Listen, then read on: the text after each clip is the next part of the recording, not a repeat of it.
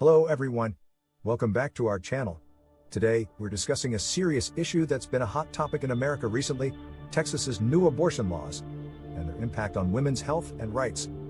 Amanda Zurawski and her husband Josh recently found themselves in a nightmare scenario due to these strict laws.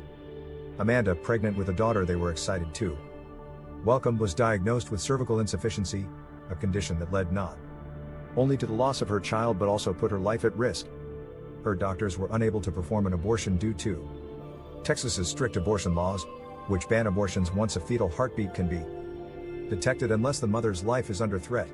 But Amanda wasn't sick enough to justify the procedure under the state's law. Days later, Amanda developed a life-threatening infection and went into septic shock. After a forced labor and a stay in intensive care, she survived, but with a permanently blocked fallopian tube, making future pregnancies difficult.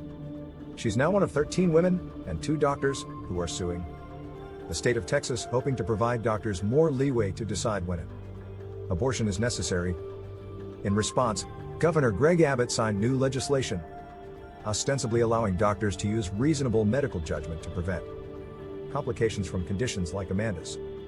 Rebecca Parma, an anti-abortion advocate, says these changes clarify the law and suggest that doctors can act immediately in life-threatening situations.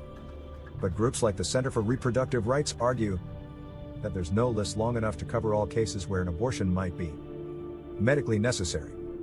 Medical professionals are echoing these concerns, highlighting the stress and anxiety they face trying to navigate these laws, which often fall into a gray area when it comes to patient care. Taylor Edwards, another plaintiff in the lawsuit, shares Amanda's pain. She had to leave Texas to terminate her unviable fetus and described the experience as emotional torture. Many women in Texas are forced to travel hundreds of miles for an abortion, adding to their stress and financial burden. Meanwhile, Amanda and her husband are attempting another round of fertility treatment, hoping for a healthier pregnancy. They, along with many others, are ready to fight for their rights and their health. As we approach the 1-year anniversary of Roe v.